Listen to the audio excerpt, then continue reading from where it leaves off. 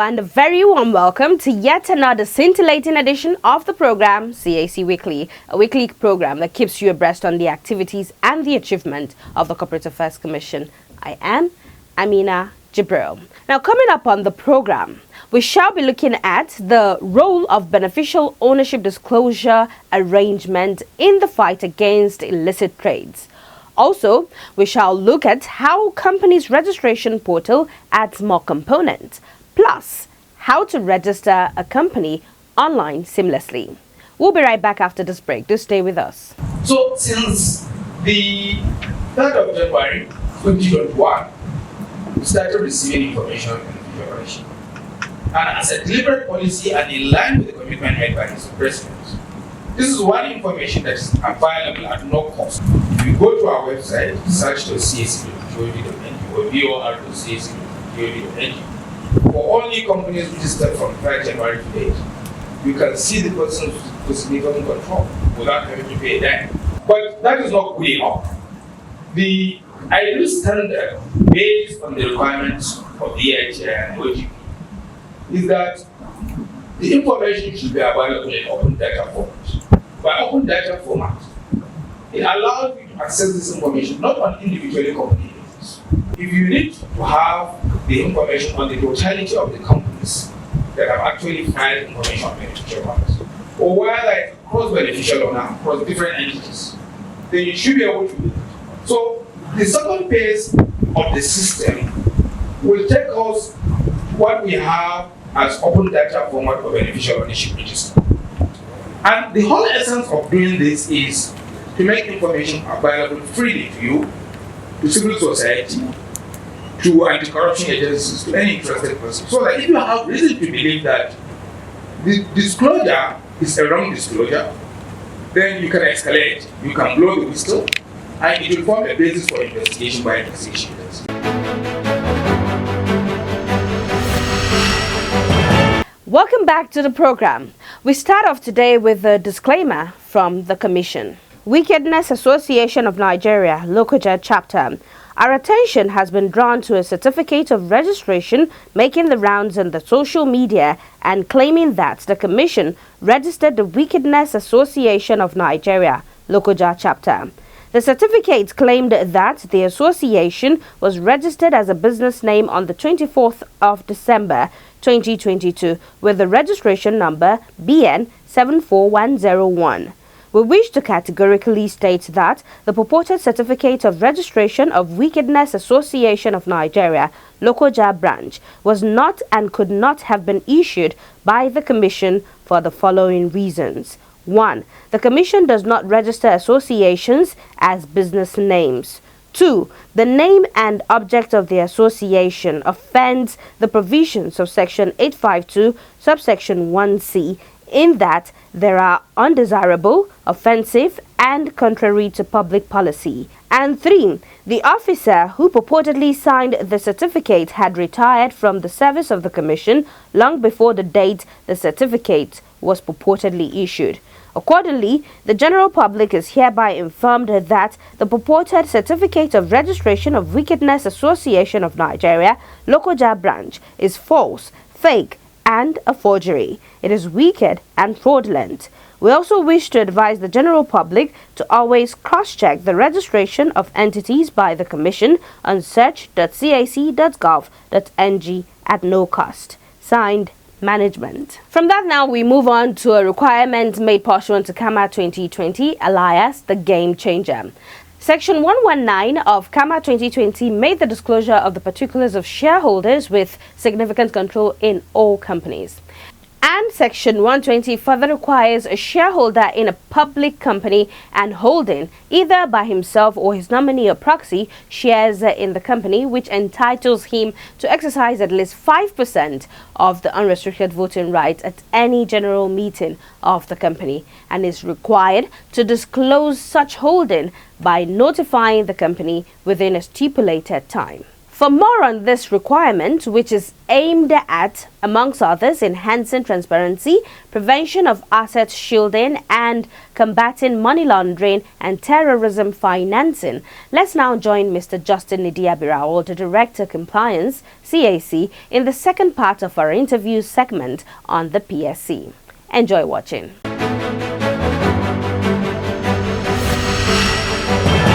Mr. Nidia Justin Barrow, Director Compliance, many thanks for joining us on the program again. Happy New Year to you. Thank you for having me. Yeah. All right. So let's go to some of the benefits of the PSC, Persons with Significant Control. What are some of the benefits that the public needs to know beyond, the fact that people know who the real persons behind the company? Well, the immediate benefit that you can think of is that one, it enhances transparency and accountability requirements. Then it also helps in the course of investigation. Okay.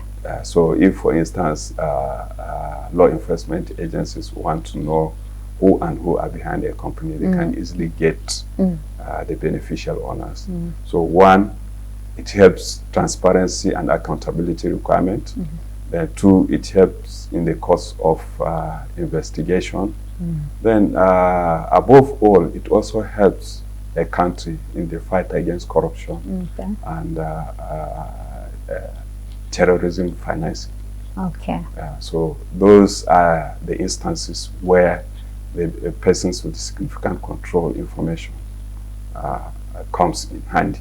Oh, okay. Because it is recognized all over the world that what is called predicate offenses are committed usually through legal personalities, not by individuals directly.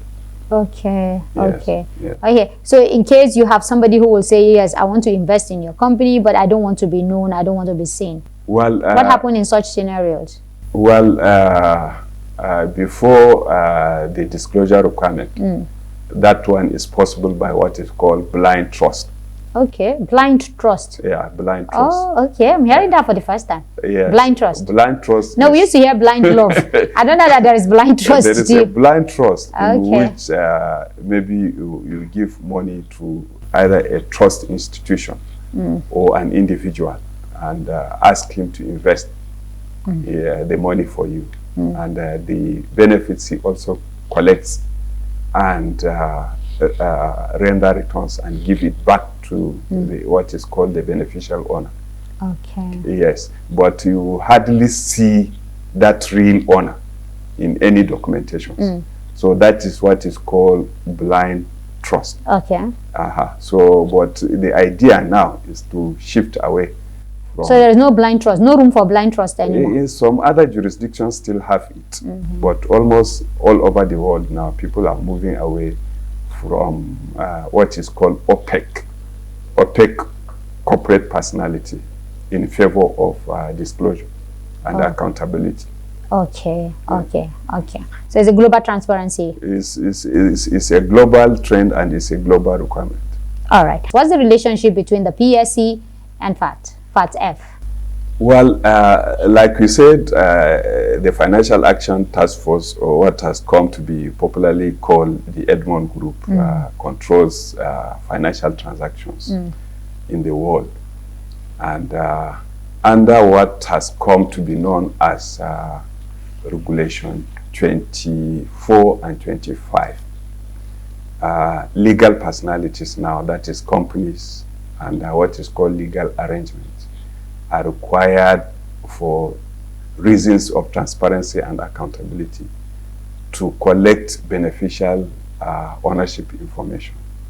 And not only to collect, but in other climates, it is required that those information should be publicly made available to members of the public. Okay. And it should be made publicly available to them free of charge. Okay. Yes. Okay. All right. So let's go to the OGP. That's the Open Government Partnership. What is the relationship here? Well, like Part F, we would recall that our president gave a commitment. Yes, that's in the London Transparency Summit 2016. 2016, he gave a commitment that Nigeria will fulfill all its obligations under the Open Government Partnership. Okay, but what are the obligations of countries? Part of the obligation is the PSC. Is the PSC, that Nigeria should maintain a national register of beneficial ownership that should be open and accessible to members of the public. Okay. Yes. Okay. So that's where the relationship comes in. That's what the relationship is. Okay. And since that commitment, the Commission has tried to fashion out the beneficial ownership register that will meet the global requirement. Okay. What is the global requirement? The global requirement is that that register, there should be a central register of beneficial ownership. That is one. That register should be accessible to members of the public generally, but particularly to what we call also competent authorities.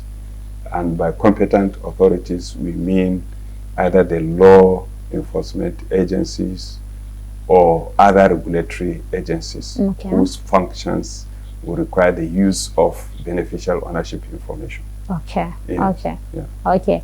And failure to meet up with this, it means you are no longer a partner. No, of course, for you to become a responsible member of the international organizations that the Open we Government Partnership that we have mentioned, you are required to fulfill those obligations. Okay. Yes. Okay.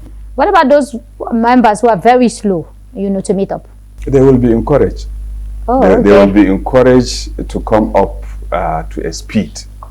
Are there also penalties for members who are not meeting up? They encourage.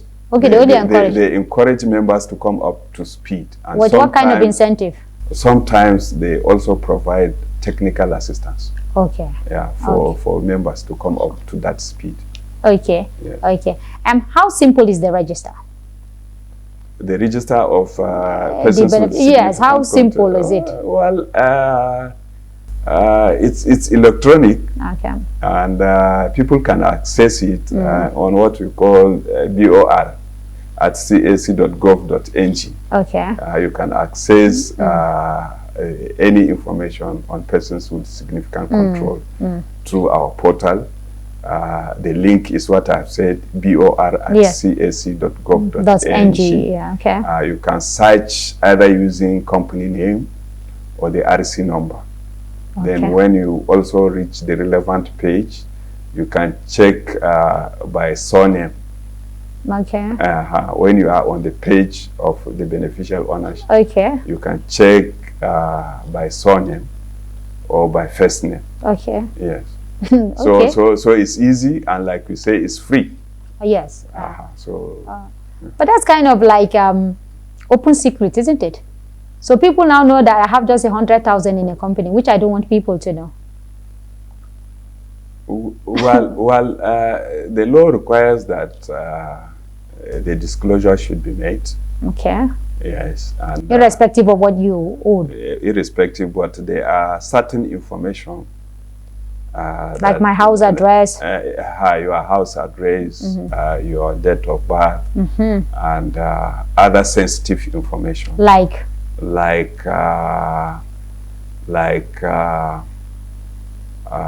GSM number. Those that are required by what we call data regulation. Okay. To be protected. Those type of information ordinarily should not be made available to the public. Okay. So now what will be made available is just my name and the number of shares that I own. Yes. Case closed. Yeah. No GSM number, no house address, no office address. No office. The law makes a difference between what we call office address and residential address. Okay. So but because of the risk involved in disclosing a residential address, that's why data protection regulation requires that those type of information should actually be encrypted. That's the technical word. They should be encrypted. Okay. So it's not that nobody could access them. The law enforcement agencies Okay, who wants it can on need basis okay. can always access those information, but not generally available to the public. Okay, so that's some kind of relief to people who don't want all those details to be, especially in this era of insecurity. Yeah. Okay, but let's go to the responses so far. I mean, since 2021 that the implementation has started till date, what is the response like? Is it good enough? Well, like any or other is it fair? like any other new concept, the response has been slow. Okay. But the Commission has taken a lot of measures, okay. part of which is the awareness. We have held sensitization awareness. Yes. In Lagos, we have done a number of workshops from Kano to Nasarawa to Lagos. Yes. So we want to raise the awareness that it is in the overall interest of individuals. Okay. Are there more workshops to be taken in 2023 this year? Yes, of on course. The same, do you open on the same on the PSC? Of, beneficial ownership. Okay. Okay. Just to get more people involved. Yeah, more people involved. Okay. Okay. Okay. Before we round up, still on the PSC and its benefit, what does the country gain from having an open beneficial register? Okay. What does Nigeria stand to gain? Stand to gain. Of course, one. I know that is part of the obligation of the OGP and the FATF, but as a country, what do we stand to gain? First of all, we recognize that Nigeria is part of the global community. Yes. Yes, and we cannot afford to be an island on its own. Okay. But specifically talking about the benefits, if we are able to get the issues of financial action, of which beneficial ownership is only a part of it. Our country's financial system, in particular, will benefit. Okay. Because they will find it easy to clear their instruments, international instruments, and their own also that are arising from this country will easily be recognized and cleared all over the world. Okay. What are some of the challenges that the Commission has, faced in implementation of the PSC? Well, the major ones, like you have said, is just that that of the slow response of the general public to it, and that is understandable for the reason that it's a new concept. And it's technical, isn't it? And it's technical. Apart from that, we also recognize that you have to re-engineer the process. Okay. To admit the new requirement. Is it re-engineer or re-simplify? No, re-engineer, because you will notice that the registration process, which is online before CAMA 2020, did not admit the requirement for beneficial ownership disclosure. So from inception, when CAMA was assented to by the president, there was the need to actually also develop a process that will collect beneficial ownership information at the point of registration. Okay. So what it means is that the old process have to be re-engineered to admit the new requirement. Oh, okay. Okay. Okay. So there is no simplifying the process anymore. It's already simple. Oh, it's very simple. Okay. It's very simple because and straightforward. The forms have been amended to factor in the requirements of beneficial ownership, like we said, one at the point of registration, two at the point where somebody has given notice, that's in the course of administration of the company, then three during annual returns. So there are specific forms that for the one at the point of registration, the pre-incorporation form has been redesigned to collect the information from the inception. Okay. Then for the one that occur in the course of management and administration of the company, there is a special form that is designed for it online.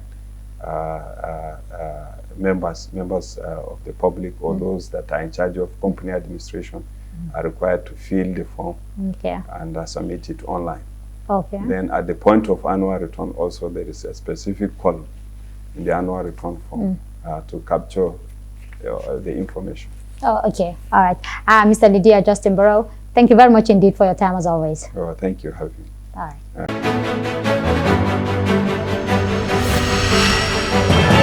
And now we move on to another breathtaking achievement for the Commission as it continues to digitize processes with undiminished intensity. On 21st December 2022, the Commission successfully deployed 3 additional components to the company's registration portal to satisfy the yearnings and aspirations of valued customers. Deployment of additional components on the company registration portal CRP for filing of surrender, allotment, transfer and transmission of shares. The Commission wishes to notify its esteemed customers and the general public that additional component has been deployed on the company registration portal CRP for the filing of the following notices. 1. Surrender of shares to company as a gift. 2. Allotment of shares. 3. Transfer of shares. And 4. Transmission of shares. The above is in addition to alteration of memorandum and articles of association of a company and amendment of constitution of incorporated trustees, which components had since been deployed and active on the CRP. Signed, Management. Thumbs up for the CAC. It is now time to take you on a trip to register a company on your own. Let's go. Company registration. To begin, reserve the company name that you intend to register and then proceed to click on Start Registration to begin. Step 1. Enter the details of the company. Click on Save and Continue. Step 2. Add the objects of the company. Click on Save and Continue. Step 3. On the Articles of Association, you can either create your own Articles of Association or simply adopt the default Articles of Association provided. You can also edit each part of the default Articles of Association to fit your company's purpose. Click on Save and Continue. Step 4. On the Directors, enter the details of at least one director. If you want to hide your residential address from public record, click on the Hide Residential Address from Public Record toggle button. Click on Save and Continue. Step 5. On the Secretary. This requirement is optional for small companies and you may skip this step by clicking on the Click Here link button to proceed. However, if you wish to add a secretary, click on the Add Secretary button, enter the details of the secretary, and click on Save and Continue. Step 6. Under Statement of Issued Share Capital. Add the share details and enter details of proprietor and click on Save and Continue. Note, you must allot the entire issued share capital. Step 7. On the Persons with Significant Control. Enter the particulars of the person with significant control of the company. Step 8. On the Statement of Compliance. If you are an applicant or an accredited agent other than a legal practitioner, fill in your details and click on Save and Continue, or you can skip this step. On the Document Upload. Scan and upload all the documents labeled Yes under the If Required column, and where the documents labeled Optional applies to you, please scan and upload to avoid a query on your application. Click on Save and Continue to preview. Step 9. Preview your entries and if satisfied, click on the Proceed to Payment in order to make payment. Remember to remain on the remitter page after you have received a confirmation of payment. Step 11. After payment, you will be redirected to your dashboard where you will make payment for your stamp duty. After making payment, your application will enter the pending panel on your dashboard under registration. When your registration has been approved, your certificate will be automatically generated on your registered panel where you can download and print it. What are you waiting for? Do not hesitate. Go now and register your company online. And that does it for this week's edition of the program CAC Weekly. We do hope you enjoyed watching. Remember, for comments and inquiries, you can please take advantage of our social media handles and our helpline. On Twitter, it is CAC Nigeria 1. On Instagram and Facebook, it is Corporate Affairs Commission. Our email is cservice@cac.gov.ng. You could visit our website via www.cac.gov.ng.